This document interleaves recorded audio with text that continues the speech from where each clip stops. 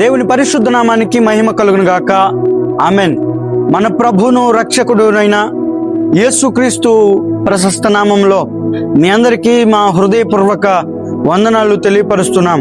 క్రీస్తు యేసునందున్నటువంటి దేవుని ప్రియ పిల్లలారా, దేవుని మహాకృపలో మీకు మరోసారి మీ ఎదుట నిలబడి దేవుని యొక్క వాక్యాన్ని అందించడానికి దేవుడు మాకు ఇచ్చినటువంటి అత్యున్నతమైనటువంటి భాగ్యాన్ని బట్టి ప్రభువుని స్తుతిస్తూ మహిమపరుస్తున్నాం. మన దేవుడు మహిమాన్వితుడు, ఆది సంభూతుడు, గొప్ప దేవుడు కనుక గత కాలమంతా దేవుడు మనల్ని కాచి భద్రపరిచి మరో దినంలో మరొక నూతన దినాన్ని మనందరికీ అనుగ్రహింపజేసి ఈ ప్రాతకాల సమయంలో కొద్ది నిమిషాలు దేవుని యొక్క లేఖనాన్ని మనం పరిశీలించి పరిశోధించి పరిశీలనాత్మకంగా మన జీవితాలకు దేవుని యొక్క వాక్యాన్ని మనం ఆలోచన చేస్తూ మన జీవితాలను దేవునిలో మలుచుకునేటువంటి భాగ్యాన్ని దేవుడు మనందరికీ అనుగ్రహించాడు. కాబట్టి ఆ విధానం చూస్తే మన జీవితంలో ఎంతైనా దేవుడు ఇచ్చినటువంటి గొప్ప భాగ్యంగా భావించాలి. మనం అల్పులం, అభాగ్యులం అయినప్పటికీ తన మహాకృపను దేవుడు చూపిస్తూ మన జీవిత కాలాన్ని దినదినము పొడిగిస్తున్నటువంటి దేవునికి సమస్త మహిమ కలుగును గాక. అయితే ప్రతిదినం లాగానే ఈ దినం కూడా దేవుని యొక్క లేఖన భాగాన్ని ఆలోచన చేయడానికి ఇష్టపడుతున్నారా? రండి, నాతో కలిసి మీ పరిశుద్ధ గ్రంథాలు తెరవండి.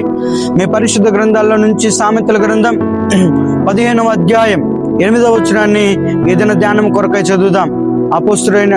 సామెతలు 15వ అధ్యాయం 8వ వచనం. సొలొమోను రాసినటువంటి సామెతలు 15:8. భక్తిహీనులు అర్పించు బలులు యెహోవాకు హేయములు, యథార్థవంతుల ప్రార్థన ఆయనకు ఆనందకరము. దేవుడి పరిశుద్ధ లేఖన భాగాన్ని మనందరి వినికిడిలో దీవెనకరంగాను ఆశీర్వాదకరంగాను మార్చి మనందరితో ఈ దినమంతటి కొరకై మాట్లాడి మనల్ని సిద్ధపరిచి మనల్ని ఆలోచింపజేసి దేవుడు మనలందరినీ కూడా ఫలభరితముగా మార్చి చక్కగా మనల్ని ముందుకు నడిపించునుగాక. ఆమెన్. క్రీస్తునందున్నటువంటి దేవుని ప్రియ పిల్లలారా, ఇక్కడ సొలొమోను భక్తుడు చక్కని మాటను రాస్తున్నట్లుగా మనం చూడవచ్చు. ఏమంటున్నాడంటే, భక్తిహీనులు అర్పించు బలులు ఆయనకి హేయములు, యథార్థవంతుల ప్రార్థన ఆయనకు ఆనందకరం. ప్రియమైనటువంటి దేవుని ప్రియ పిల్లలారా, ఈ దినంలో దేవుడు మనకు చేస్తున్నటువంటి వాగ్దానం, దేవుడు మనల్ని దగ్గర నుంచి కోరుతున్నది, దేవుడు మన దగ్గర నుంచి ఆశిస్తున్నటువంటి విషయం ఏంటంటే, మనం యథార్థవంతులంగా ఉండి దేవుని ఎదుటికి వచ్చి ప్రార్థన చేయాలి.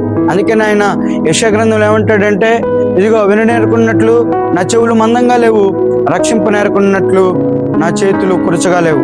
దినదినము చేతులు చాపి దేవుడు మన వైపు చూస్తూ ఉన్నాడు.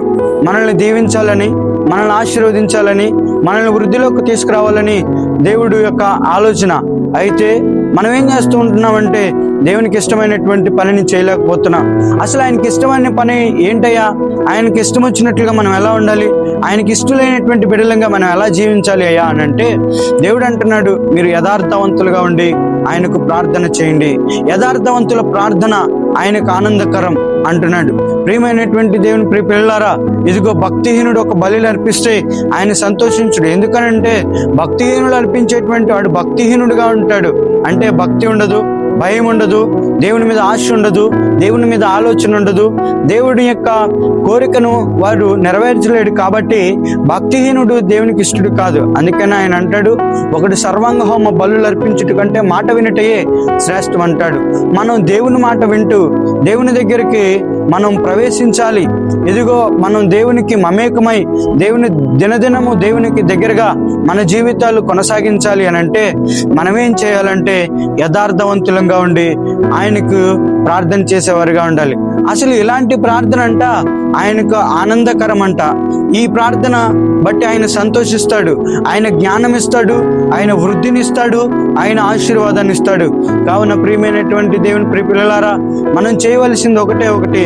ఈరోజు మనం అనుకుంటా ఉన్నాం, మన జీవితంలో ఒక ఆశీర్వాదం రావట్లేదు, మనం అద్భుతాన్ని చూడట్లేదు, మనం దేవునికి ఇంకా దూరం అయిపోతున్నాం, మనలో దేవుడు ఉండట్లేదు, మన కుటుంబంలో దేవుడు ఉండట్లేదు అనుకుంటున్నాం. కానీ మనలతో దేవుడు నివాసం చేయడానికి ఇష్టపడుతున్నాడు, మనలో దేవుడు ఉండటానికి ఇష్టపడుతున్నాడు. కానీ మనం ఏంటంటే దేవునికి ఇష్టలుగా ఉండి యథార్థవంతులంగా ఆయనకు ప్రార్థన చేయలేకపోతున్నాం. ఆయన అందుకనే అంటున్నాడు, నువ్వు ఆయనకు ఆనందాన్ని ఎలా ఇవ్వగలవు, ఆయనకు సంతోషాన్ని ఎలా పుట్టించగలవు నీ ద్వారా అంటే, నిన్ను సృష్టించినటువంటి దేవునికి నువ్వు సంతోషాన్ని తీసుకురావాలంటే, నిన్ను కలుగజేసినటువంటి దేవునికి నువ్వు సంతోషాన్ని తీసుకురావాలంటే, ఈ ఉదయకాల సమయంలో ఆయన మాట్లాడుతున్నటువంటి మాట ఏంటయ్యా అంటే, నువ్వు యథార్థవంతుడుగా ఉండాలి. నువ్వు భక్తిహీనుడుగా మిగిలిపోవటానికి ఇష్టం లేదు. ఇదిగో భక్తిహీనుడు ఎంత చేసినా భక్తిహీనుల ఆశ భంగమైపోవును. వారు ఎందుకు అని అంటే, వారు ఆశపడతారు కానీ వారికి దొరకదు. ఎందుకు అని అంటే, దేవుని మీద భక్తి ఉండదు. దేవునికి తగినటువంటి భక్తి వాళ్ళు చేయలేరు. కాబట్టి మనం ఏం చేయాలంటే, దేవునికి తగినటువంటి భక్తిని చేయాలి. మనం దేవునికి తగినటువంటి భక్తి చేస్తూ యథార్థవంతులంగా ఉండాలి. ఇప్పుడు ఎవరైతే ఆయనకి తగినటువంటి భక్తిని చేయగలుగుతారో వాళ్ళు ఖచ్చితంగా యథార్థవంతులంగా ఉంటారు. ఎందుకనంటే భక్తి ఉన్నోడిలో యథార్థత ఉంటుంది. భక్తి ఉన్నోడు దేవునికి ఇష్టమైనటువంటి వాడుగా నడుచుకోగలుగుతాడు. కాబట్టి మనలో భక్తి ఉండాలి, యథార్థవంతులంగా ఉండాలి. ఎప్పుడైతే యథార్థవంతులంగా ఉండి ఆయన సముఖమునకు వెళ్ళి ప్రార్థన చేస్తామో తద్వారా ఆయన ఆనందించేటువంటి దేవుడుగా ఉన్నాడు. ప్రియమైనటువంటి దేవుని ప్రియ పిల్లలారా, ఈరోజు ఏ పరిస్థితుల్లో ఉండి నువ్వు ప్రార్థన చేస్తున్నావు నాకు తెలీదు. అయ్యా నా ప్రార్థనకు సమాధానం రావట్లేదు, నా ప్రార్థనకు జవాబు రావట్లేదు అని అనుకుంటున్నావేమో.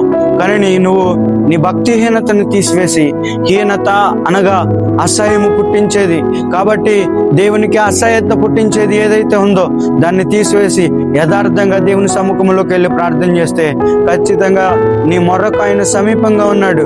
ఆయన సమీపంగా ఉండి నీ మొరను ఆలకిస్తూ ఉన్నాడు. నీ ప్రార్థనకు సమాధానం దయచేస్తాడు. కాబట్టి నువ్వు ప్రార్థన చేయి. నీ ప్రార్థన యథార్థంగా ఉంటే ఆయనకు అదే ఆనందం అంట, ఆయనకు అదే సంతోషము. కావున ఆ సంతోషాన్ని దేవునికి మనం కలుగజేద్దాం. మనం సంతోషాన్ని పొందుకున్నాం, ఆనందాన్ని పొందుకుందాం. అట్టి కృప దేవుడు మనందరికీ దయచేయను గాక. ఆమెన్. ప్రార్థన. ప్రియమైన తండ్రి యేసుక్రీస్తు ప్రభువా, నీ ఘనమైన నామానికి వందనాలు తండ్రి. ఇదిగో ప్రభువా, మేము భక్తిహీనులంగా ఉండకూడదు, యథార్థవంతులముగా తండ్రి నాయన ఇదిగో నీ సన్నిధిలో నీ కొరకు కనిపెడుతూ ప్రార్థిస్తూ తండ్రి నాయన నీలో ముందుకు కొనసాగిపోయే కృపను మాకు దయచేయండి అయ్యా. అదే నీకు ఆనందం, అదే నీకు సంతోషం కనుక ప్రభువా, నీవు ఆనందిస్తే తండ్రి మా జీవితాల్లో ఆశీర్వాదమే, నువ్వు ఆనందిస్తే మా జీవితంలో మేలు సంతోషము ప్రభువా. కనుక అట్టి రీతిగా మమ్మల్ని సిద్ధపరచండి. ఇదే నాన్న పుట్టినరోజులు, వివాహ వార్షికోత్సవాలు జరుపుకుంటున్న నీ ప్రియ బిడ్డలందరితో కూడా మీ తోడుపాటును దయచేయండి. ఈ దినమంతట్లో మా పని పాటలు రాకపోకళ్ళు నాయన జరుగుతున్నటువంటి ప్రతి కార్యములు మీరే జయం చేకూర్చమని మా ప్రభువును ప్రియ రక్షకుడు నైనా యేసే ఉన్నత ఉత్తమ శ్రేష్టగా నామమున ప్రార్థిస్తున్నాం తండ్రి. Amen, amen, amen. దేవుడు మిమ్మల్ని అందరినీ దీవించి ఆశీర్వదించి ఫలింపచేసి వృద్ధిలోనికి తీసుకొచ్చి ఆనందంతో నింపును గాక. Amen. May God bless you all. May God bless our India. Amen.